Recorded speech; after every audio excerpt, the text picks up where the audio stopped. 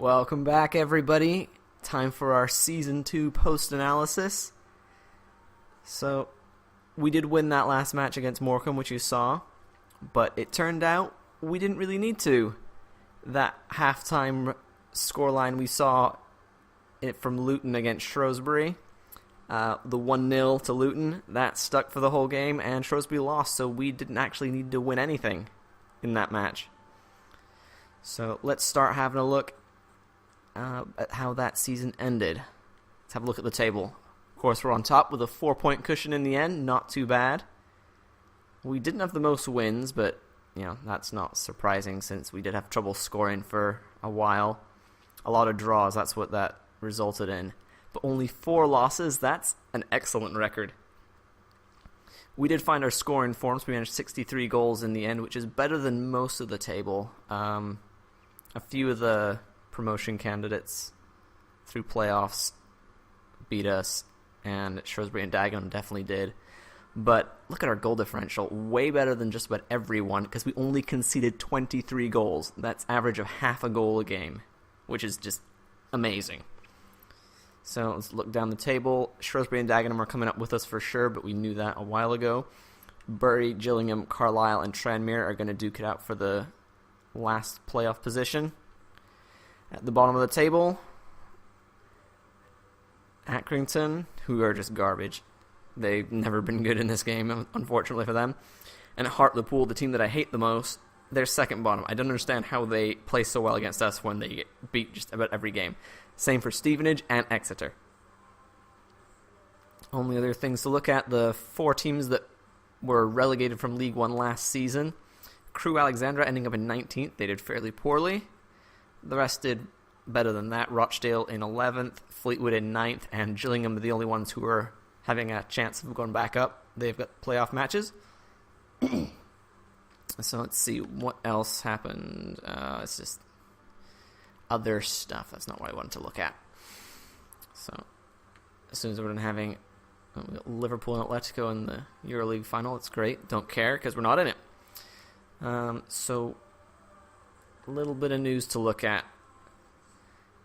That first one says that Bejaran is going to go out. He is not needed, but here's the important thing. That shocking tackle that didn't result in a penalty and a sending off in that last game. 3 months, broken ankle for Benito Raman. That happened and no foul. I mean, you all saw the replay. We got to see it twice. It was an obvious foul and clearly a leg breaker because it succeeded. And the referee just wasn't going to have it. I think that's all in the news that I want to look at, just those couple of things. So, let's go through the squad report and have a look at our players. Callum Burton, he's developing nicely, not bad. He's only been with us a couple of months, and he's already developed a point. He is looking very good for the future. Struna says he's unhappy, but he's played a lot of games recently. That should bump up once the, whatever it gets to its point and he realizes, he's actually getting a lot of time. But that is because Giroud is out injured at the moment. Troy Brown, super happy guy because he's one of our main defenders. Not much development though. Akwonghai starting to age. He's 30, but some development. His old guy stats are going down to interceptions and attack position, but attack position certainly isn't important at all. Samosa, what a season for him. Lots of green. I like to see that. He's going to be good next year as well. Han Cook Young, a lot of very focused development. I'm not sure about his future, actually. With Yunan O'Kane coming in, who's younger, slightly better, Han Cook Young might fall to the wayside a little bit. Not sure. We'll have to see what happens. Adam Chapman is the guy I'm going to keep around. He's the current team captain. And not as much development as last year, but he's still a really good player, and I want to keep him around. Michael O'Halloran, one of our candidates for Player of the Year. A little bit of green, that's pretty good. But mostly, the thing I want to bring your attention to is this season he had, let's see, where is he on my list? 9 goals and 10 assists. Like, overall bang for buck, that was probably the best combination of that, so here is the other player that we are really happy to have, Ryan Leonard. lots of green, only with us since the winter transfer. And look at those physical stats. Just he's fast, he's strong, he lasts forever. If he can get his technical stats to catch up, he is going to be a world legend. Benito Roman, of course, out injured for a little while. Very quick, not so strong, unfortunately. Decent finishing and shooting, but otherwise not that great. But that pace is killer if we can get the right ball in behind, as he's done a few times this season. He ended the year on just 3 goals and 4 assists. While I'm thinking of that, Leonard also did fairly well in that arena. I'm only going to tell you goals on the important ones. 5 and 5 for Leonard, so not bad for him. Simovic says he's unhappy, but he's played every game in the last 2 months and has scored a ton of goals. And look at that development. I wasn't sure about him at the end of last season, but he really turned on hot form, and now he is amazing. Our top goal scorer this season.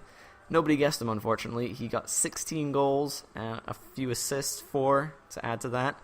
He is going to be big stuff next year if he can keep that up. Michael Flynn, he's unhappy. He hasn't got much playing time, but he's not rated very well. He's very old. He'll be probably retiring at the end of next year to go take on our youth academy. Jindrik Stanek, unhappy because I said I'd give him first team stuff lots, but he's been fighting out with Burton.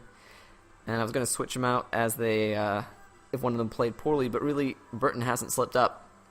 So Stanek's been on the bench most of the time, but I'll definitely give him more playing time, although he might be my first choice keeper to go out on loan next year. Jacob Pepper, very happy. He's not expecting to have a big role in the team, but when he does come into the side, he's played phenomenally. He'll stick around as my backup defensive mid because he plays well beyond his rating.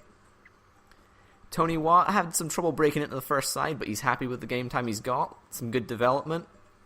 And I think that he will be a big player for us in the end. He's very well balanced. Some good speed, strength, and really good dribbler, as well as decent finishing.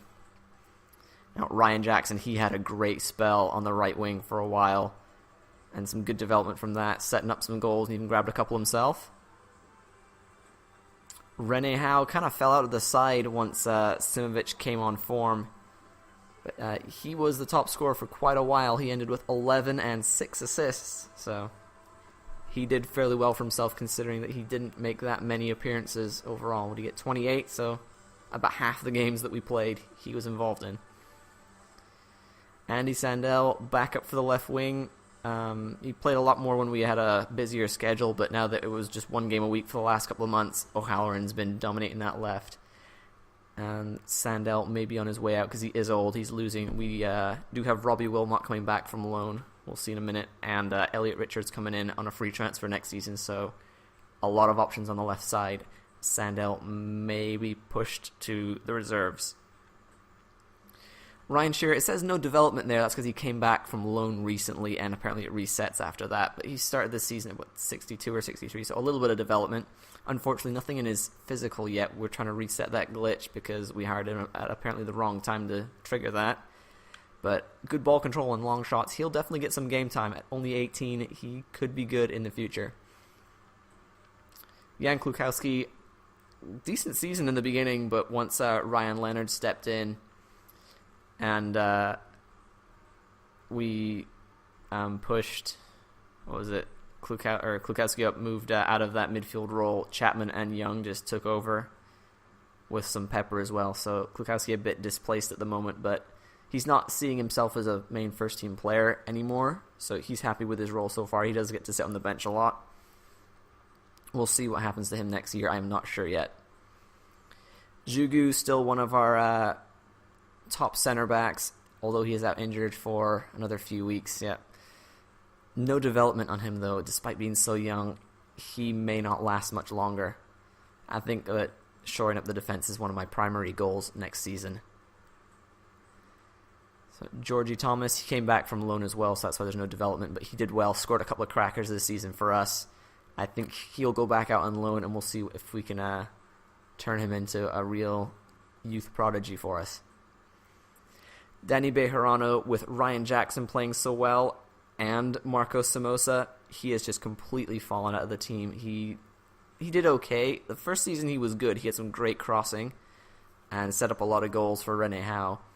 But with our two wing-backs playing so well, there's just no place for him. And with Lloyd Isgrove coming in as another right midfielder who is probably very highly rated, Bejarano is going to leave the team. He's transfer listed. We don't have a place for him anymore, unfortunately. Andrew Hughes, he's a player I like. He's developed a little bit. He hasn't had much playing time, which has probably stymied that a bit. He's likely to go out on loan, I think, because I don't want to get rid of him. He's one of my favorite players on Newport County, so I'm not ready to get rid of him yet. Christian Jolly, with the introduction of Watt and Rahman, his playing time has been reduced, but he did have a very good season. Let's see what's his stats. 6 goals and 9 assists. He was our go-to speedy striker. I like to pair the strength with speed. He was on that. So very good pace and agility. And he's fairly tall and good in the air as well, so he kind of does a dual role a little bit as well. Some focused improvement there from him. He's unhappy with his involvement right now, but he's definitely a player I want to keep around because he is very good. Mark Byrne, I think his time is up. We've just got so many center midfielders that he's not going to get any time, so I'm going to send him out where he can play. Ishmael Yakubu is another one of those. He's getting kind of old, and his skills aren't great.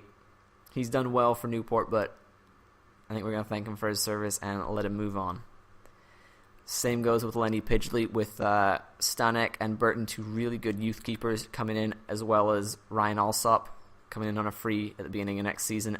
Pidgley is done, and he's deteriorating quickly because he is fairly old, so he's going to move out as well. Ellis Redmond, I think, will move on. He's just not developing quick enough, and he doesn't have the skills, so there is really no point in him taking up a squad spot. Robbie Wilmot will probably play a little bit, some development.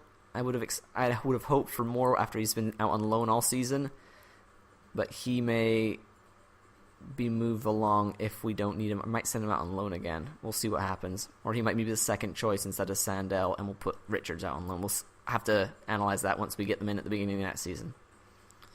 Kevin Feely will stick around for a little while as our backup center back. He'll be stepping in those games for Yakubu if he moves on. So some good development from the young Irishman, but still not quite as quick as I would have hoped. But he's young. He'll keep developing. That's all for the squad, so let's move out of that. A few more things to look at. See, nothing here. Let's go... Where's what I wanted to look at? Negotiations. Let's take a quick look at the season. Who's coming in and out. Oh, that was the one I wanted to look at. Okay, so... Back it up. Come on. There we go.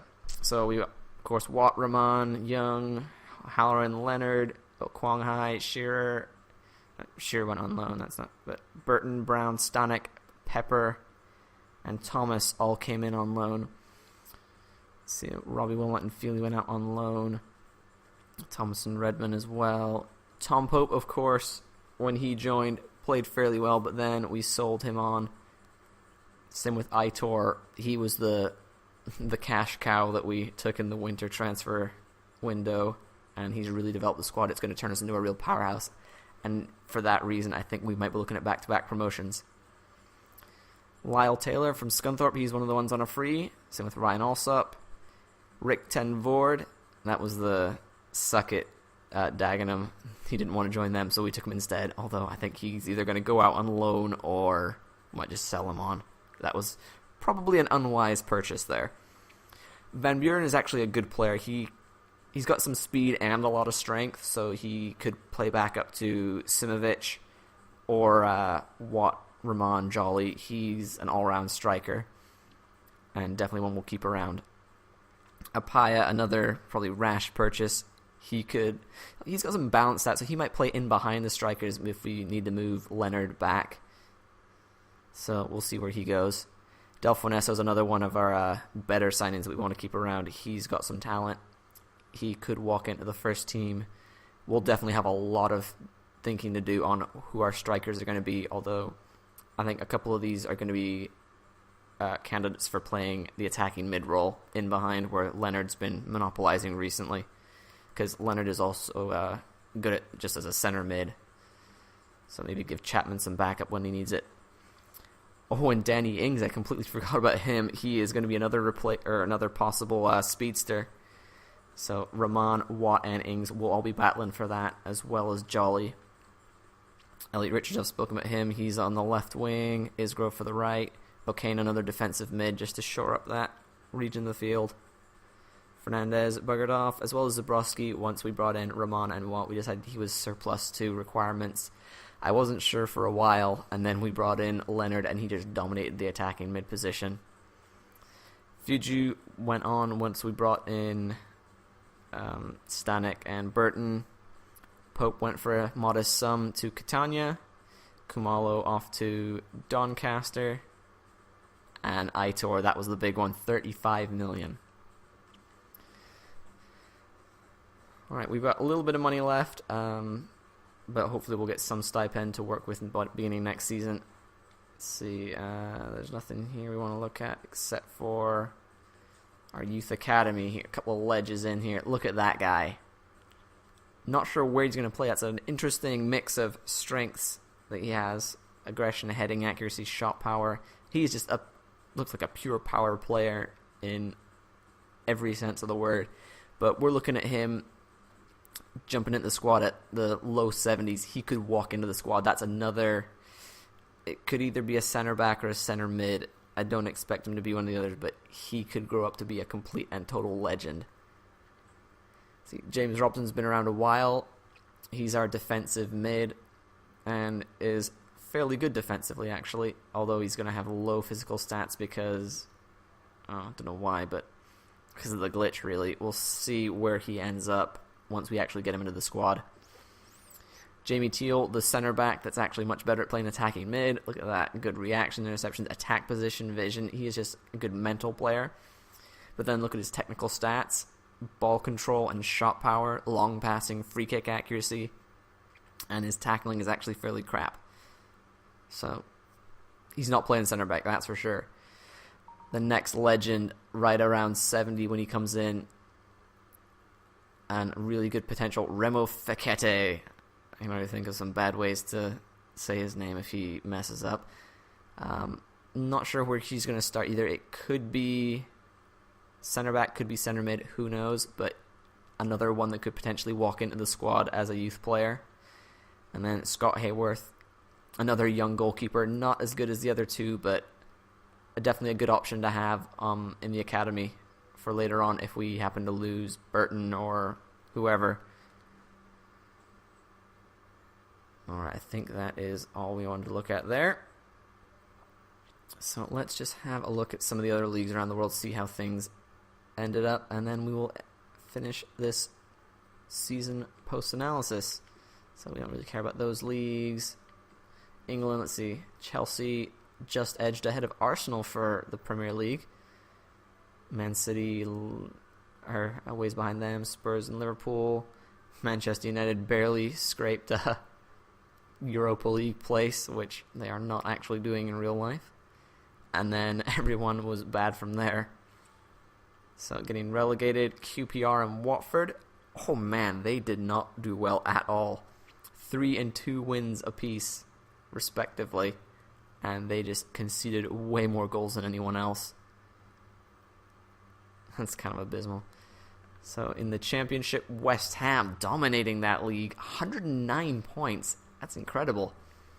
And then Reading barely getting ahead of Derby County on goal differential, so they'll return to the Premier League.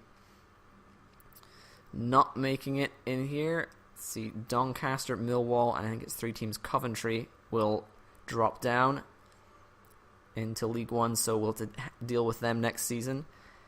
I don't think I've played any of them yet. So League One, Rotherham, Blackpool, and Rotherham and Blackpool for sure are promoted. So I guess the playoff would be between Leighton, Barnsley, Preston, and Chesterfield. Barnsley and Chesterfield, we have beaten both of them. So this is a look at the teams we're going to be playing next season. It turns out that all the teams that were just promoted at the end of last season didn't do so well, but Northampton did survive it'll be Oxford, Southend, Plymouth, and Walsall that get relegated to League Two, and we will not have to deal with them. And we've already looked at this one. Anything else worth looking at? PSG did not win the French league. How about that? Bayern edging in ahead of Schalke. Dortmund a ways behind them. Italy, Inter Milan won the league, which is unusual since currently in real life they're sitting mid-table, and they have drawn Celtic for the next round of the Europa League. So, I'm on the hoops. Take out Inter. Oh, don't want to care about that. Korea, Mexico. Ajax, the only really big team that I've thought of, and they're sitting in 5th. Don't care about Norway or Poland, Portugal, Porto, and Benfica leading that off. No surprises. And then Celtic, 1 loss that whole season. And Spain, Real Madrid, solid win. Atletico and Barcelona, it's pretty much some combination of those 3 teams. You're expecting them to win the Spanish league. And I think that's all the interesting ones. Where'd the Timbers end up? Mid-table? Not bad, not bad. Oh, no, season's not done yet because they play weird part of the year because America. And that's it. That's all for the post-analysis. The preseason will begin this weekend, Sunday, with a live stream. 1:30 a.m. Pacific, 9:30 a.m. British time. Be there, be square. We'll look to strengthen the squad, move some players out, and free up some money. I think I'll definitely spend a lot of this season working on the youth academy and bringing up the future. I think that's all for this. There will be some... will there be some preseason action? Yeah, there definitely will be. So first video next season will be a similar video to this with some transfer activity. And then we'll get into the friendlies and start our first year in League One. Thanks for watching, and I will see you all in the next year.